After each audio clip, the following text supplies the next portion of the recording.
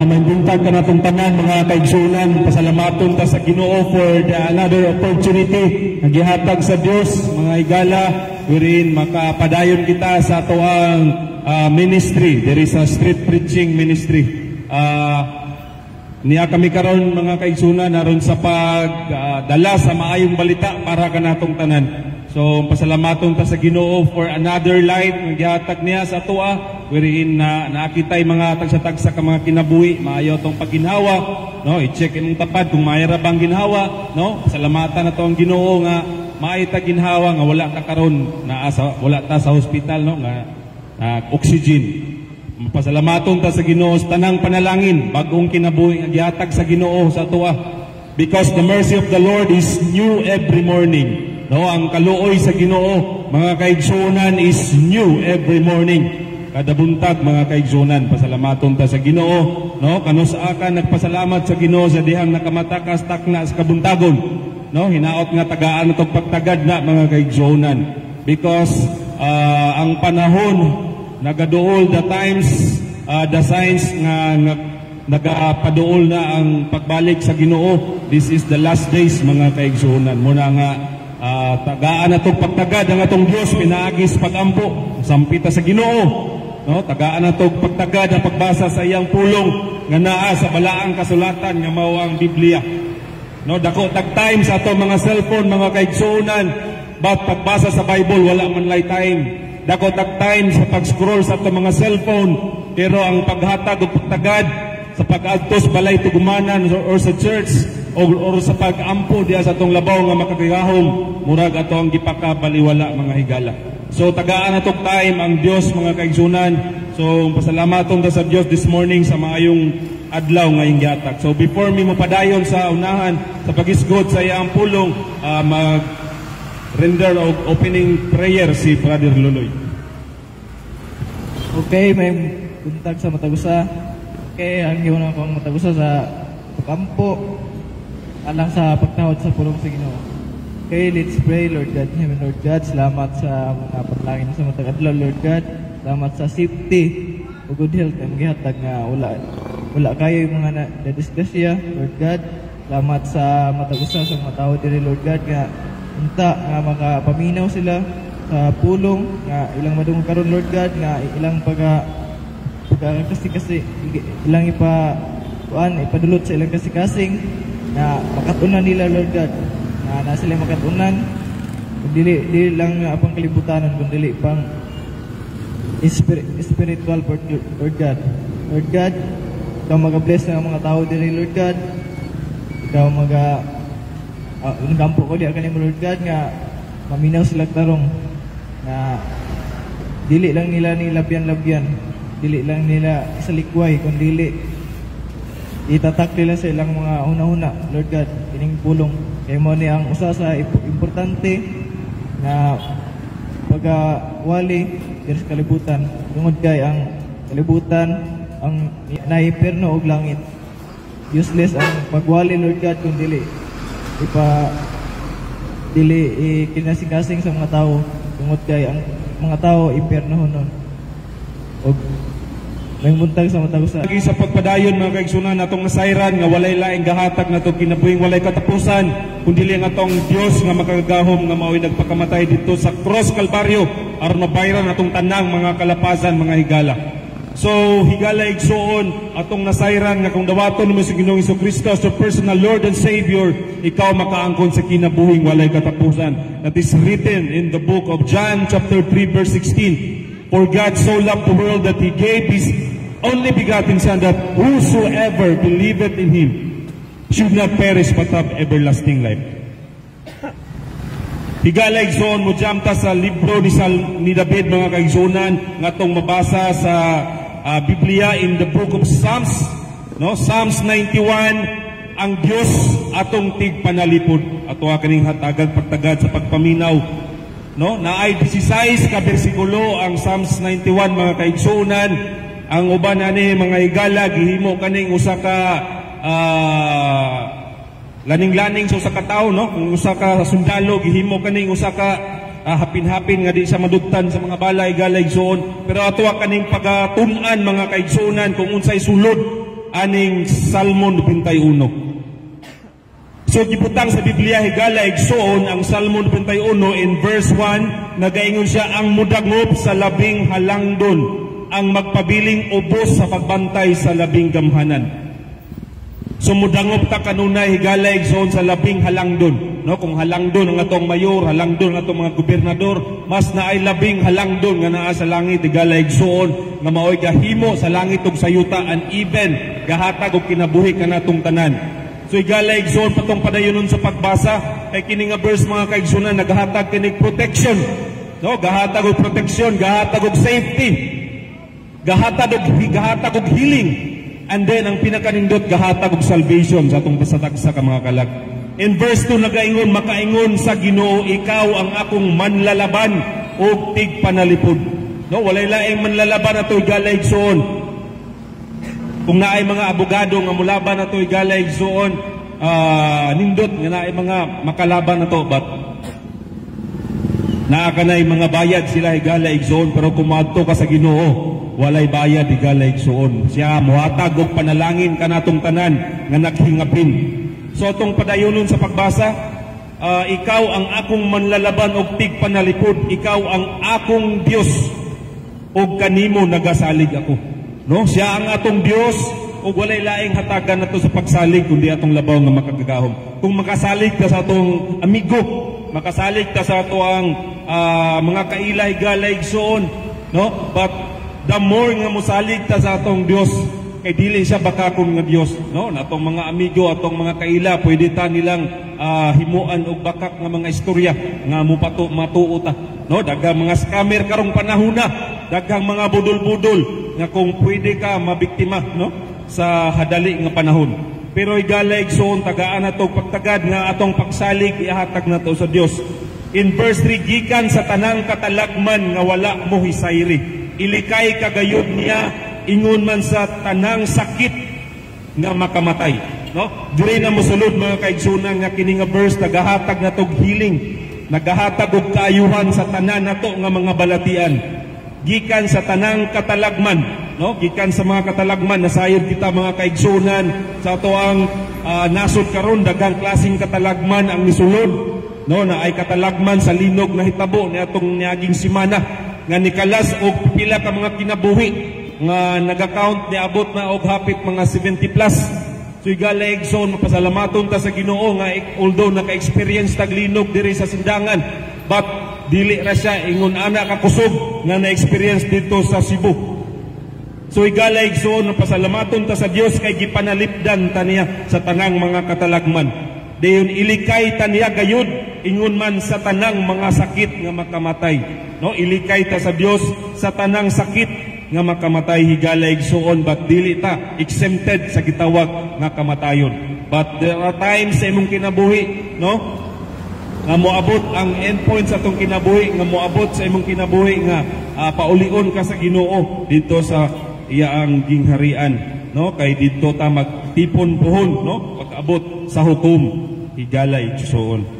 So in verse 4 nagaingon siya tabunan kaniya sa iyang mga pako og dili kagayod maunsa ubos sa iyang pagkatiman. Tabunan ta sa Dios sa iyang mga pako higala igsoon og dili gayud maunsa ubos sa pagatiman sa ato ang labaw nga makagahom. Kung giatimanan ta sa atong ginikanan, giatimanan ta sa atong mga ato ang kapikas kinabuhi or sa atong mga anak higala igsoon, mas naay labing pinakanindot nga atiman nga ihatag sa Dios diri kanato mga kaigsunan ang iyang pagkamaunungon, manalipod og magbantay kanimo, no? Ang pagka-mapaunungon sa Dios mga kaigsunan unang usahay makaingon ta nga hopeless ang tao, no? Nawad-ag paglaom tungod sa usa ka problema nga gamay gipadako, nawad-ag paglaom naghikog, gahikot og pisi sa iyang liog ug miambak igala igsoon. Batigala igsoon ato ang hinumduman ang pulong sa Ginoo nga dili siya magabiya kanato. The Lord will never leave us nor forsake us mga higala. Ang iyang pagkamaunungon, manalipod ug magbantay kanimo. In verse 5 nagaingon dili kaw niya mahadlok sa mga katalagman sa kagabion o sa mga udyong nga naghadyong panahon sa adlaw o sa mga sakit nga mohampak diha sa kangitngit o sa kadautan nga mulaglag panahon sa adlaw. In verse 7, mahimong mga pukan ang usa ka libo diha sa imong kiliran, napulo ka libo libot kanimo apan dili kagayod maunsa.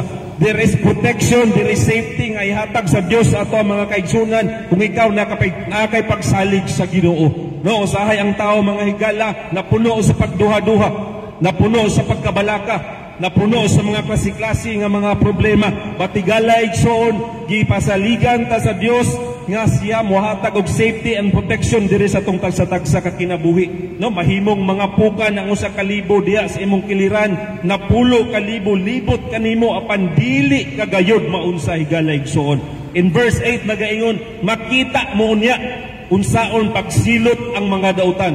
No, makita nimo eye to eye o kung saon pagsilot sa Dios ang mga tao nga naghambin og mga kadautan, ang mga tao nga walay laing gihimo kundi kadaot higala igsoon sa iyang sikatawo, kadaot sa iyang pamilya or kadaot sa komunidad kung asa sa gapuyo higala igsoon.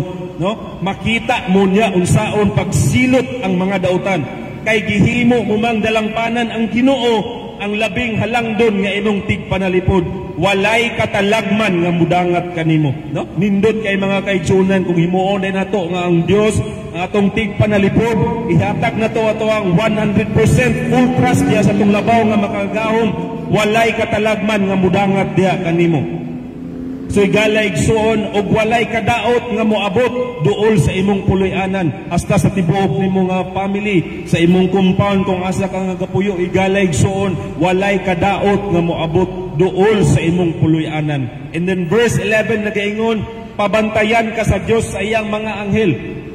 There is angel nga ihatag sa Dios sa imuha nga magbantay kanimo igala igsuon. No? Na mga security guard ng atong mga politicians, na ay mga bodyguard daghan kayo higala igsuon. Kung kita dili ta mga ilado nga tao pero kitagaan tag anghel sa Dios nga magbantay kanato higala igsuon nga sa dihang hapit ka madisgrasya, giiway ka sa Dios sa disgrasya higala igsuon ug kitagaan kag grasya ug panalangin sa Ginoo. So atuwa ka ng tagaag pagtagad ug tagaan atong pagpasalamat sa atong buhi nga Dios. Hapit na ta mahuman, no? Aron pagpanalipod kanimo bisag asa ka paingon, no? Na ay manalipod kanato bisan asa kita paingon ni higala igsuon. No, sa dihang nagabiyahe ka sa imo sa kadalanan, sa dihang nag-adto ka sa mga kabukiran, sa dihang nag-perform ka sa imong trabaho nga risky, na ay gapanalipod ana higala igsuon, walay lain kundi atong labaw nga makagagahom. No, there is power nga gihatag sa Dios nga gipanalipdan ta niya higala igsuon, dili nato makita usahay, but mabati nato ang presensya sa Dios.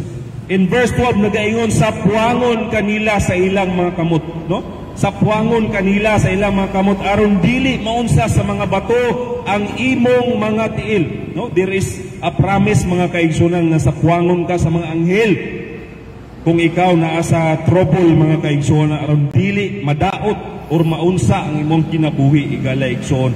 In verse 13 nagaingon, tumban mo ang mga leon ug mga bitin.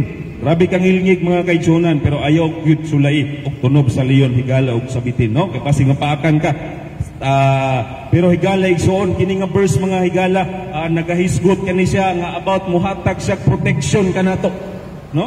Sa dihang naa ka sa trouble mga kaigsunan, sa dihang naa ka sa problema nga bugat nga problema, sa dihang naa ka sa suliran sa kinabuhi nimo nga dili mapas-an nga ikaw lamang, higala igsoon na ay Dios nga musapwang diha kanimo, na ay Dios nga mohatag og tubag sa tanan nimo nga mga pag-ampo. No, wa ba ka nasayod ay mo ang prayer request before gigranta sa Dios karon. Nagpray ka og kanang sakyanan, gapray kag motor, gapray kag maasawa or mabana nimo atong niagi mga 5 ka tuig gikan atong niagi gihatag sa Dios, no? And then takos na to nga pasalamatan atong Dios mga higala kay siya nakabalo, siya ang nasayod sa unahan kung unsa ato ang kaadtuan mga kaigsunan because He is already in our tomorrow. Ang Dios nagauna na sa atoa sa atoa, na nasa sa atong ugma. He is already in our future. So in verse 14 mga kaigsunan, nakahisgot ka nag-salvation. Ang Dios nag-ingon, luwason kadtong nahigugma kanako. Luwason ko kadtong nahigugma kanako og panalipdan ko kadtong miila sa akong ngalan. klaro kayang Biblia gahisgot mga kaigsunan nga walay laing luwason niya kundili ang katong mga katawhan nga nahigugma kaniya. No, og panalipdan niya ang katong miila sa iyang ngalan nga walay laing ngalan nga maghatag og kaluwasan mao si Ginoo ngalan ni Ginoong Hesukristo higala igsoon. No? Mo kani nga verse mga higala naghatag na to og assurance nga there is salvation nga ihatag sa Dios sa atong sa mga kalag if ever man moabot ang kamatayon sa atong kinabuhi higala igsoon. In verse 16, in the last verse of Psalms 91, nagaisgot sa higala igsoon, in verse 15, sa dihang sangpiton ako nila, tubagon ko sila. No? Musangpit ka sa Dios kung ikaw na kay paghigugma sa itong labaw nga makagagahom, tubagon ka sa Dios, mag-uban siya kanimo sa dihang anaa ka sa kalisdanan. No, mag-uban ako kanila sa dihang sila anaa sa kalisdanan. Sa dihang ikaw troubled ka, nabalaka ka sa imong kinabuhi kung mabuhi pa baka because na kay balatian nga nasulod na habot sa imong lawas, no? Dili ka ready sa diagnosis nga gihatag sa doktor, no? Na kay balatian nga ngilngig nga naabot sa imong kinabuhi, nabalaka ka. So higala igsoon ang Dios nagahatag kanato og tubag higala igsoon sa dihang sangpiton nimo siya, no? Sa dihang sangpiton ako nila tubagon ko sila and then mag-uban ako kanila sa dihang sila anaa sa kalisdanan, luwason ko sila og pasidunggan, no? Luwason ka sa Dios higala igsoon, ayuhon ka sa imong mga balatian because we know that the Lord is healer, no? Siya ang mag-ayo. Gigamit lamang ang mga klase nga mga doktor aron sa pag-ayo sa imong balatian mga kaigsunan. In verse 16 nagaingon, gantihan ko sila taas nga kinabuhi ug luwason ko gayud sila. No? Gantihan ta sa Dios ug taas nga kinabuhi. No, mabuhay ka hanggang gusto mo. Gantihan ka sa Dios ug taas nga kinabuhi ug luwason ka gayud ko gayud sila. Mapasalamaton ta sa verse this morning mga kaigsunan nga naay assurance of protection, there is an assurance of safety, there is an assurance of healing, and there is an assurance of salvation. So mo kana ang salmo ni David mga kaigsunan, nasayod kita nga si David usa ka soldier og nahimong usa ka hari from a shepherd boy to a king mga kaigsunan. So salamat ta sa kabuntagon nga gihatag sa Ginoo, wherein nakahisgot na po kita mga pipila ka mga pulong sa Ginoo kay nasayod kita kung maghisgot ang pulong sa Dios anaa sa taliwala mga kaigsunan. Pinaagi sa pagtapos atong street preaching ang pagkatawgon si Brother Kian para sa atong closing prayer. Okay, salamat sa mga mensahe, no? Before na matapos, praise at nalay gunuguhin nga Diyos. Lord, salamat sa mga kayo Ginoo, salamat sa kadaugan Ginoo sa pag-share sa mong pulong. I hope and I pray Ginoo ang mga pulong na nayagyag Ginoo, ikaw mag-bless nini, ikaw magpatubo nini, ayo tuguti Ginoo nga kinis mula pa kawang silang alimpatakan Ginoo ug hinaot Ginoo nga dawaton to lang nga pulong as ma-remind sila Ginoo nga wa nay laing pamaagi sa imong kaluwasan Ginoo kun dili mudangop lamang dia kanimo. Lord God, panalangin ni ang pangimbuhaton karon sa mga tao. Ayo panay-pray Ginoo nga sila maging kinabuhi nga adunay Kristo, adunay nga mailhan kanila nga ilang manluluwas Ginoo. Lord God, salamat sa imong kayo. In Jesus name I pray. Amen and amen.